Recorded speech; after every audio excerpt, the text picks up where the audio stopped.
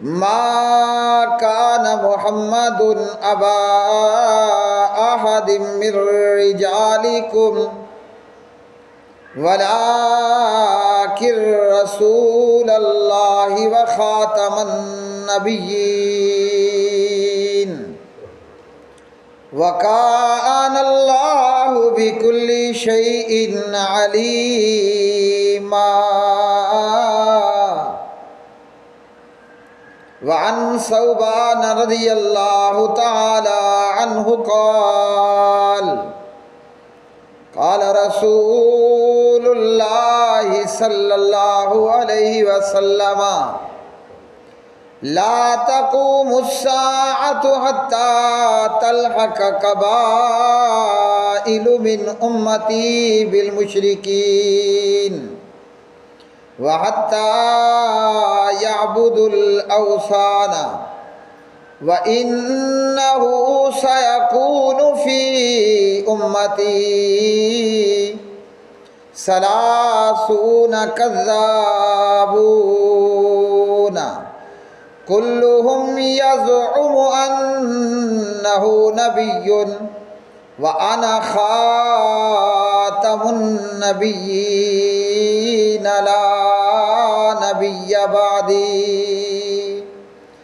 رواہ ابو عیسیٰ محمد بن عیسیٰ فی الترمذی. اللہم صلی علی محمد وعلی آل محمد کما صلیت علی ابراہیم وعلی آل ابراہیم انک حمید مجید. اللہم بارک علی محمد وعلی آل محمد کما بارکت علی ابراہیم وعلی آل ابراہیم انک حمید مجید. رب اشرح لی صدری ویسر لی امری واحلل عقدۃ من لسانی یفقہوا قولی. ہر قسم کی حمد و ثنا اللہ مالک الالام ذوالجلال والاکرام کے لیے بے شمار درود و سلام امام الانبیاء خاتم الانبیاء امام الرسل خاتم النبیین والمرسلین جناب محمد الرسول اللہ صلی اللہ علیہ وسلم کی مبارک ذات پہ قرآن مجید فرقان حمید ہے. سورۃ الاحزاب آیت نمبر 40. ما کان محمد ابا احد من رجالکم محمد الرسول اللہ صلی اللہ علیہ وسلم تمہارے مردوں میں سے کسی کے باپ نہیں ولیکن رسول اللہ لیکن وہ اللہ کا رسول ہے وخاتم النبیین اور تمام نبیوں کا ختم کرنے والا ہے. وَكَانَ اللَّهُ بِكُلِّ شَيْءٍ عَلِيمًا اور اللہ ہمیشہ سے ہر چیز کو خوب جاننے والا ہے. پوری مسلمان برادری مسلمان امت اور پوری کی پوری مسلمان قوم چیف جسٹس آف پاکستان قاضی فائز عیسیٰ کا یہ فیصلہ پوری جرت اور پوری ہمت کے ساتھ مسترد کرتی ہے کہ قادیانیوں کو لا الہ الا اللہ کے نام پر بننے والے اس ملک ملک پاکستان کے اندر مذہبی آزادی حاصل ہے، یا جو کچھ اس تعلق سے قاضی فائز عیسیٰ نے کہا، یہ ملک پاکستان لا الہ الا اللہ کی بنیاد پر حاصل کیا گیا، اور جہاں نبی پاک علیہ الصلاۃ والسلام جناب محمد الرسول اللہ صلی اللہ علیہ وسلم کی ختم نبوت اور آپ کا خاتم النبیین ہونا محفوظ نہ ہو، تو جس مقصد کی خاطر یہ ملک حاصل کیا گیا، اس ملک کے مقصد کو بھی خراب کرنا ہے، اور اسلام نے جو ہمیں ختم نبوت کا ایک بہترین عقیدہ عطا کیا، اس ختم نبوت کے عقیدے کے بھی سراسر خلاف ہے۔ بحیثیت مسلمان ہر مسلمان، چاہے کلمہ پڑھنے والے کا اور محمد الرسول اللہ صلی اللہ علیہ وسلم کو خاتم النبیین والمرسلین ماننے والا مسلمان، اس کا جس بھی مسلک سے تعلق ہو، قاضی فائز عیسیٰ کے اس فیصلے کو ہر مسلمان پوری قوت اور جرت کے ساتھ مسترد کرتا ہے۔ اس فائز عیسیٰ نے اپنی کج فہمی کی بنیاد پر یہ فیصلہ دیا کہ اللہ ہی قرآن کی حفاظت کرنے والا ہے، اور یہ کہ مختلف مذاہب کے لوگوں کو پاکستان میں مذہبی آزادی حاصل ہے۔ ہر مسلمان یہ بات اچھی طرح جانتا ہے کہ مرزائی اور قادیانی، ان کا کوئی مذہب، کوئی دین نہیں ہے، یہ مرتد اور بے ایمان ہیں، لا مذہب بے مذہب یہ لوگ ہیں، اور نہ ان کا کوئی مذہب ہے، نہ انہیں اللہ کے قرآن سے کوئی واسطہ اور تعلق ہے، اور نہ ہی پیارے نبی صلی اللہ علیہ وسلم کی شریعت سے ان کا کوئی تعلق اور کوئی واسطہ ہے۔ قادیانیوں کو اور مرزائیوں کو ہرگز یہ اجازت نہ اسلام دیتا ہے، نہ ملک کا آئین دیتا ہے کہ وہ اپنے عقائد کو لوگوں کے سامنے اسلام کے نام پر پیش کریں اور دھوکے اور فراڈ کے ساتھ اپنی لا مذہبیت کو مسلمان ملکوں میں پروان چڑھائیں۔ ہر ایک کو پاکستان میں آزادی ہو سکتی ہے، یہودی کو ہو سکتی ہے، ہندو کو ہو سکتی ہے، سکھ کو ہو سکتی ہے، عیسائی کو بھی اپنے مذہب پر آزادی ہو سکتی ہے، لیکن مرزائیت کو، قادیانیت کو کسی بھی قسم کی کوئی مذہبی آزادی نہیں، کیونکہ سرے سے قادیانیت اور مرزائیت اس کا بطور مذہب ہونا یہ کوئی مذہب ہے ہی نہیں۔ پاکستان کے چیف جسٹس قاضی فائز عیسیٰ، انہیں چاہیے کہ وہ اپنی کج فہمی کا ادراک کرتے ہوئے اور اقرار کرتے ہوئے اللہ سبحانہ و تعالیٰ کے ہاں بھی معافی کے لیے اپنا معافی نامہ پیش کریں، استغفار کریں، اور پوری مسلمان امت اور مسلمان قوم سے بھی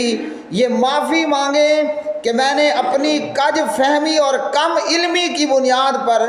ایسا فیصلہ دیا۔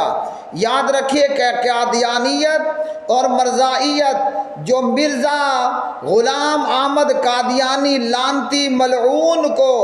نبی ماننے والے ہیں، یا مسیح موعود ماننے والے ہیں، یا ذلی اور بروزی نبی ماننے والے ہیں، نہ ان کا اللہ کے قرآن سے کوئی تعلق ہے کہ یہ قرآن مجید کی چھاپ کریں، نہ ان کا اس بات سے کوئی تعلق ہے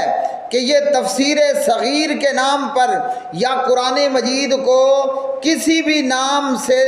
تفسیر کر کے اس کو پرنٹ کریں یا شائع کریں۔ قادیانیت اور مرزائیت کا ہرگز ان کو یہ اختیار نہیں کہ وہ اپنی جھوٹی اور من گھڑت عبادت گاہوں کا نام مسجد رکھیں۔ قادیانیوں اور مرزائیوں کو اسلام اور آئین پاکستان یہ اجازت نہیں دیتا کہ وہ مسلمانوں کی طرح آذان دیں اور مسلمانوں کی طرح جانور ذبح کریں، قربانی کریں اور عید قربان منائیں۔ اس ملک میں ہندو ہے، یہودی ہے، سکھ ہے، عیسائی ہے، ہر ایک کو اس کے دائرہ کار میں رہ کر اس کے اپنے مذہب پر عمل پیرا ہونے کی اجازت تو دی جا سکتی ہے، لیکن قادیانیت کو اور مرزائیت کو ہرگز کسی بھی قسم کی اجازت نہیں دی جا سکتی، کیونکہ پاکستان کا آئین یہ کہتا ہے اور اسلام یہ کہتا ہے، اور سب سے بڑھ کر اللہ کا دین اسلام ہے کہ یہ مرزائیت اور قادیانیت نہ کوئی مذہب ہے نہ کوئی دین ہے، بلکہ لیٹرین میں مرنے والا۔ کہنے والوں نے تو یوں کہا، لیکن پیارے بھائیوں قصہ یہ تھا کہ مرزا غلام احمد قادیانی، جس لعنتی شخص نے نبی اور مسیح موعود اور ذلی بروزی نبی ہونے کا دعویٰ کیا، مرزا قادیانی اپنی موت کے دنوں کے اندر اسے دستوں کی بیماری لگ گئی، جسے ہم پیچش اور اسہال کا مرض کہتے ہیں۔ مرزے کو موشن بھی جاری تھے،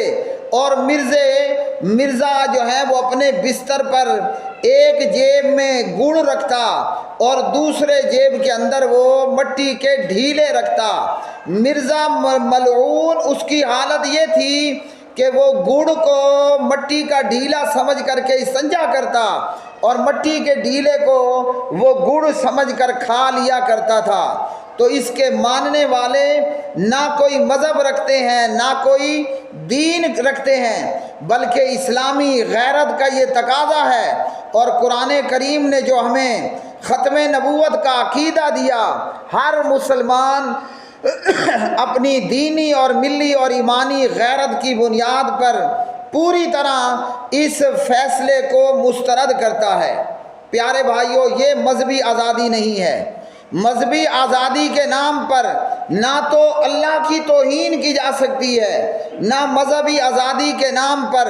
اللہ کے قرآن کی توہین کی جا سکتی ہے، نہ مذہبی آزادی کے نام پر پیغمبر اسلام جناب محمد الرسول اللہ صلی اللہ علیہ وسلم کی توہین کی جا سکتی ہے۔ اگر آج کوئی شخص کہتا ہے کہ شیطان جو ہے وہ چیف جسٹس ہے، تو یہ مذہبی آزادی تصور نہیں ہوگی، بلکہ یہ اعلیٰ عدلیہ کی توہین کا ارتکاب ہوگا۔ اگر کوئی کہتا ہے کہ ابلیس بھی چیف جسٹس ہے، کوئی بھی عدالت یہ اجازت نہیں دے گی کہ یہ مذہبی آزادی ہے، اس کو توہین عدالت اور توہین ادارہ سمجھ کر اس کی سزا ہوگی۔ اور اسی طرح اگر کوئی بے ایمان، کوئی بے مذہب، کوئی لا مذہب اسلام کا نام لیتا ہے اور اسلام کے نام پر پھر ملک پاکستان میں وہ لا مذہبیت کو اور بے مذہبیت کو پروان چڑھاتا ہے، تو ایسے کسی بھی بے مذہب اور لا مذہب کو جو ہے وہ ہرگز آزادی کے نام پر آزادی نہیں دی جا سکتی۔ اللہ اکبر کبیرہ، یہی پیارے نبی صلی اللہ علیہ وسلم کا فیصلہ ہے اور یہی اللہ کے قرآن کا فیصلہ ہے۔ افسوس اور کاش کہ انگریز کا قانون پڑھ کر کے اتنے بڑے بڑے عہدوں پر پہنچنے والے یہ ABC اور 1 2 3 اور موٹی موٹی کالی کتابوں کا ڈھیر پڑھنے والے اگر انہوں نے اللہ کا قرآن بھی پڑھ لیا ہوتا تو قرآن مجید نے کیا کہا؟ ما کان محمد ابا احد من رجالکم ولکن رسول اللہ وخاتم النبیین وکان اللہ بکل شیء علیما۔ محمد الرسول اللہ صلی اللہ علیہ وسلم تمہارے مردوں میں سے کسی کے باپ نہیں، ولیکن رسول اللہ، لیکن وہ اللہ کے رسول ہیں، وخاتم النبیین، اور وہ تمام نبیوں کا ختم کرنے والا ہے، وکان اللہ بکل شیء علیما، اور اللہ ہمیشہ سے ہر چیز کو خوب جاننے والا ہے۔ اللہ اکبر۔ حضرت ثوبان رضی اللہ تعالی عنہ راوی ہیں، امام ابو عیسیٰ محمد بن عیسیٰ رحمہ اللہ یہ روایت اپنی کتاب جامع ترمذی میں لے کر کے آئے، اور لے کر آئے کتاب الفتن کے اندر باب ہے قیامت قائم ہونے سے پہلے دجالوں کا خروج۔ وہ جو بڑے بڑے جھوٹ بولنے والے لوگ ہوں گے، حدیث نمبر ہے 2219۔ علامہ البانی رحمہ اللہ فرماتے ہیں کہ روایت صحیح ہے۔ پیارے نبی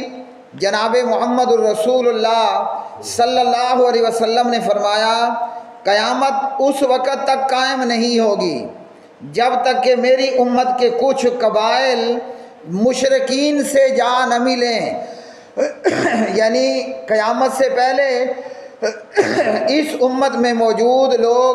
مشرکوں سے جا ملیں گے، اور فرمایا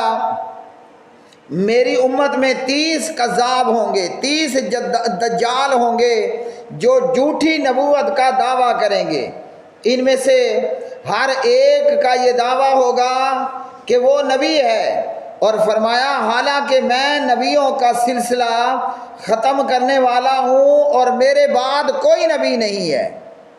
ان 30 جھوٹے دجالوں میں سے جہاں ایک مسلمہ کذاب تھا، وہیں متحدہ ہندوستان میں مرزا غلام احمد قادیانی کے نام پر بھی ایک لعنتی ملعون کردار تھا، جس نے کبھی دعویٰ یہ کیا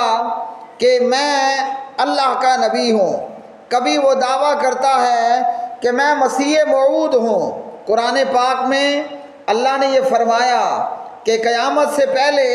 عیسیٰ علیہ السلام آسمانوں سے زمین پر اتریں گے، وہ عیسیٰ علیہ السلام جنہیں اللہ نے بغیر باپ کے ماں مریم کے بطن سے پیدا فرمایا، جنہیں اللہ نے ان کی ماں مریم سے بغیر بطن کے بغیر باپ کے پیدا فرمایا، اور مریم پاک دامن اور پاکیزہ عورت تھی۔ جناب عیسیٰ علیہ السلام اللہ نے انہیں زندہ آسمانوں پر اٹھا لیا، اور وہ قیامت سے پہلے پھر دنیا میں آئیں گے۔ تو کبھی مرزا غلام احمد قادیانی یا ایک ساتھ مختلف دعوے کرتا کہ میں ذلی بروزی نبی بھی ہوں اور میں مسیح موعود بھی ہوں، حالانکہ مرزا لعنتی کا باپ بھی تھا اور دادا بھی تھا، اور اس کے دیگر رشتہ دار بھی موجود تھے، اور عیسیٰ علیہ السلام ان کا نہ باپ نہ ان کا دادا نہ ان کے دادے کا باپ نہ آگے دادے کے باپ کا کوئی باپ۔ اللہ اکبر۔ اور اس مرزے